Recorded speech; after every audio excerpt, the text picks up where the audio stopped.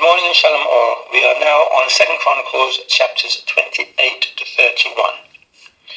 We read in this narrative some additional things we did not read in the former narrative. Note, when speaking of kings of Judah who went after false gods, it is termed as, for example, for he walked in the ways of the kings of Israel, meaning it was a common thing of the kings of Israel to do, which is why they were scattered among the Gentiles nations who they copied, by God that is. God in effect saying to Israel, if you are going to act like a Gentile, you may as well join them.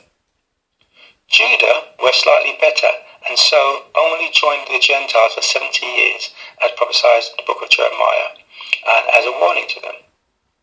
Then after Daniel's prayer, I think in chapter 9, they were returned via Nehemiah and Ezra. Israel remains scattered unto today, and they're slowly being gathered back to meet all the prophecies of God. So remember, God cast the Gentiles, the heathen, out of the land originally for their actions. He was not going to leave the replacement, Israel, in the land when they acted like the heathen. So reading from chapters 28, verse 1. Chapter 20. Ahaz was 20 years old when he began to reign. He reigned 16 years in Jerusalem, but he did not that which was right in the sight of the Lord, like David his father. For he walked in the ways of the kings of Israel, and made also molten images for Baalim.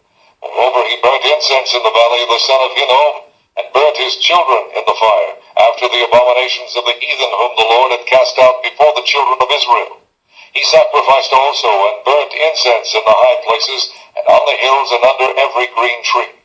Wherefore the Lord his God delivered him into the hand of the king of Syria, and they smote him, and carried away a great multitude of them captives, and brought them to Damascus. And he was also delivered into the hand of the king of Israel, who smote him with a great slaughter. So we see high places associated with false god worship. Continuing from verse 8. And the children of Israel carried away captive of their brethren 200,000, women, sons, and daughters, and took also away much spoil from them, and brought the spoil to Samaria. But a prophet of the Lord was there, whose name was Obed, and he went out before the host that came to Samaria, and said unto them, Behold, because the Lord God of your fathers was wroth with Judah, he hath delivered them into your hand, and ye have slain them in a rage that reacheth up unto heaven. And now ye purpose to keep unto the children of Judah and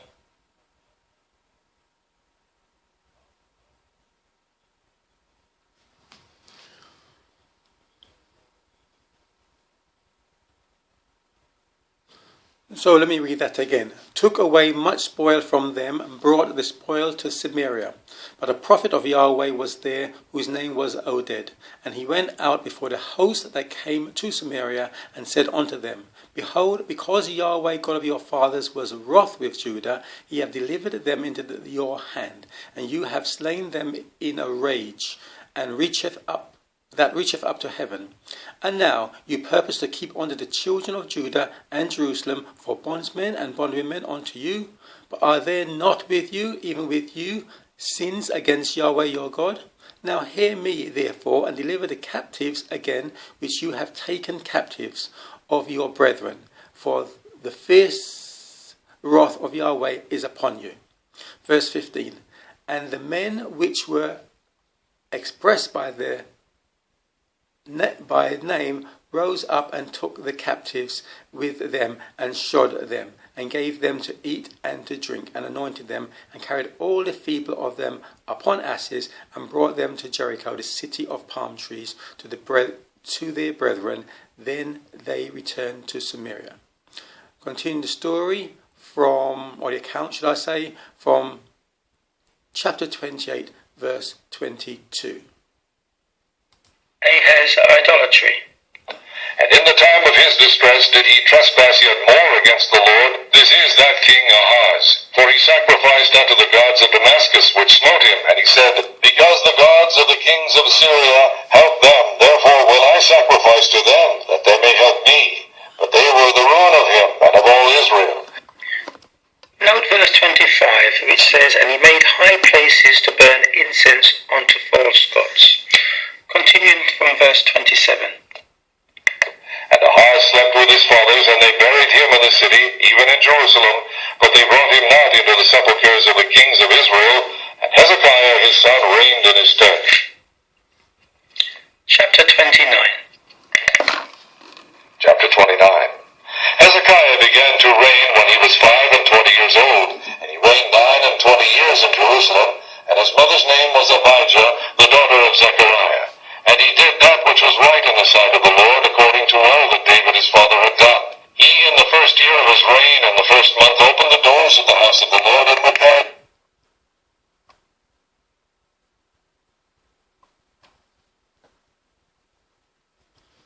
Continuing from verse 17.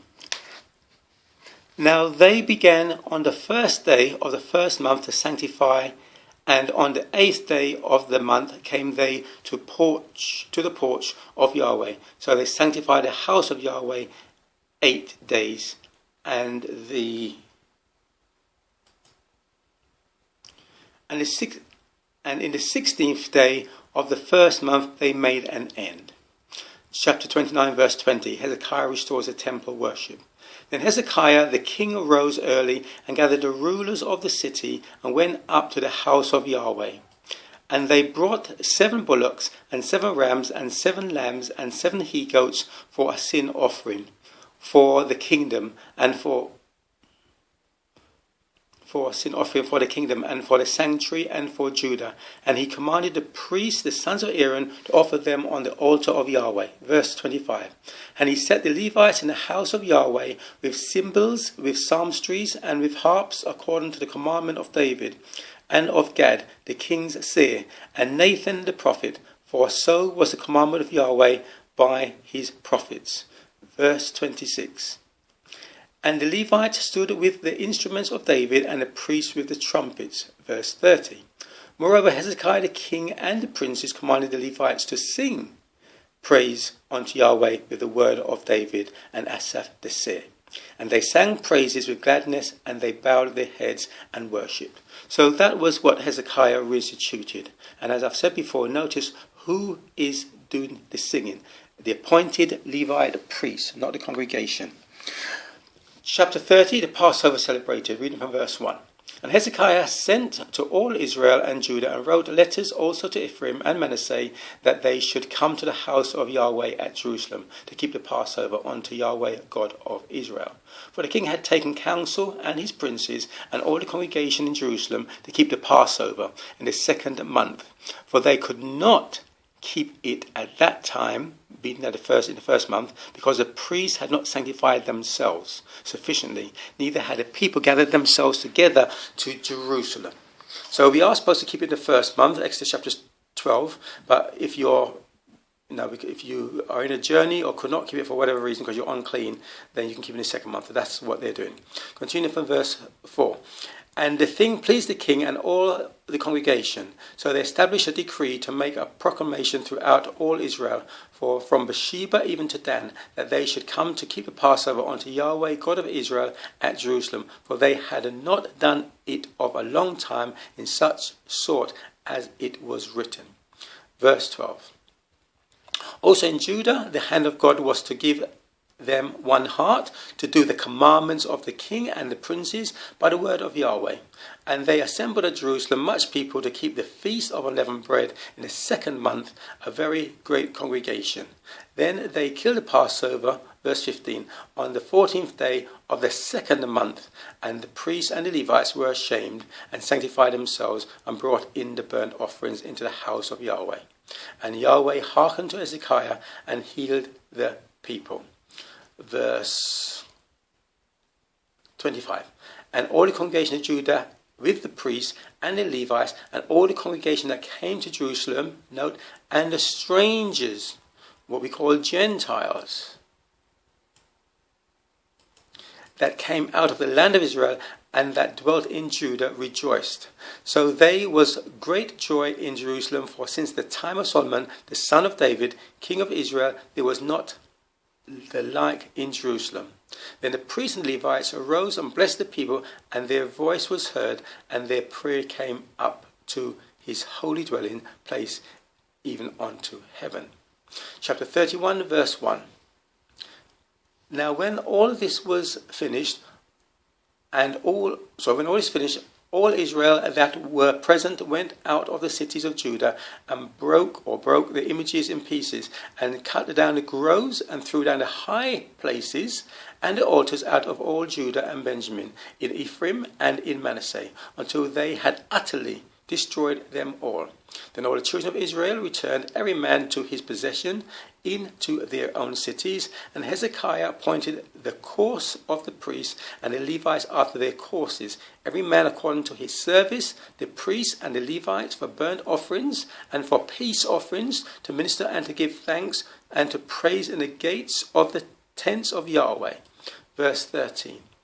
He appointed also the king's portion of his substance for the burnt offerings, to which for the morning and the evening burnt offerings. Now this is your daily offerings that's done at certain times of the day.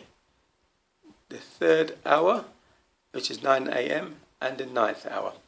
Burnt offerings, and the burnt offerings for the Sabbaths and for the new moons and for the set feasts, as it is written in the law of Yahweh. Verse 16. Beside their genealogies of males from 3 years old and upwards, even unto every one that entereth into the house of Yahweh, his daily portion for their service in their charges, according to the courses, both of the genealogy of the priests by the house of their fathers, and the Levites from 20 years old and upwards in their charges by their courses. Verse 18. And to the genealogy of all their little ones, their wives and their sons and their daughters, through all the congregation, for in their set office they sanctify themselves in holiness. Also of the sons of Aaron, the priests, which were in the fields of the suburbs of their cities, in every several city, the men that were expressed by name, to give portions to all the males among the priests, and to all that were reckoned by genealogies among the Levites. And thus did Hezekiah throughout all Judah, and brought that which was good and right and truth before Yahweh his God. Verse 21. And in every work that he began, in the service of the house of God, and in the law and in the commandments to seek his God, he did with all his heart and prospered. So again, I repeat, notice how people prosper. So, 4 points to note. The condition of receiving God's grace and mercy, which says in chapter 30, verse 9. See what that was again.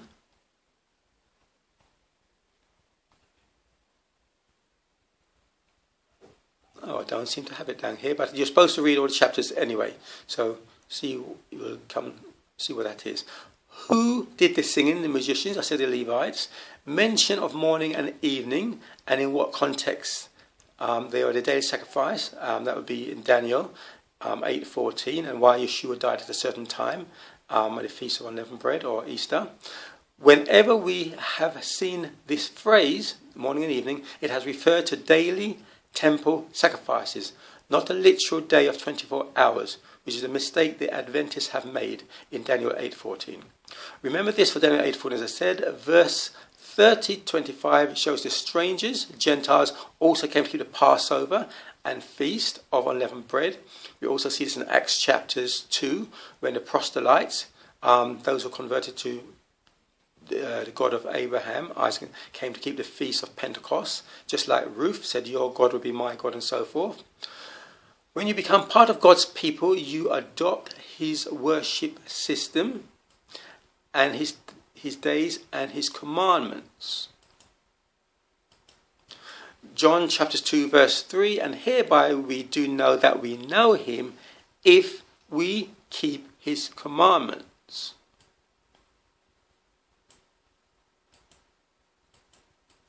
He that saith, I know him, and keepeth not his commandments, is a liar, and the truth is not in him or her. Chapter 3, verse 22. And whosoever and whatsoever we ask to receive of him, because we keep his commandments. And this is reading from the New Testament. So people cannot say that the laws and commands were only for the Jews of the Old Testament.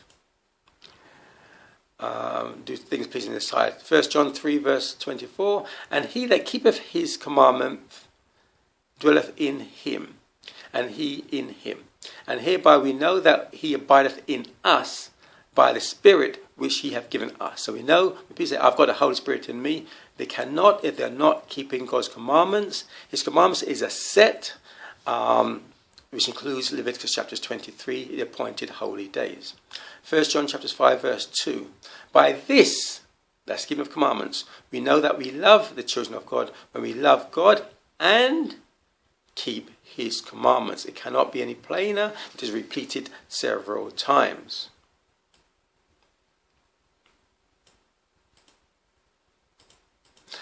First John chapter 5 verse 3, for this is the love of God, that we keep his commandments, and his commandments are not grievous. 1 John chapter 1 verse 6, this is love, that we walk after his commandments. This is commandment that, as you have heard from the beginning, you should walk in it. One Lord, one baptism, one faith, Jew and Gentile. It is one way. Yeshua did not say he's one of many ways. There's only one way. He didn't say his way was for the Jews, or the Jews or this for the Gentiles. It is the one and only way for all mankind. Cannot be made any clearer. Shalom, until tomorrow, God willing.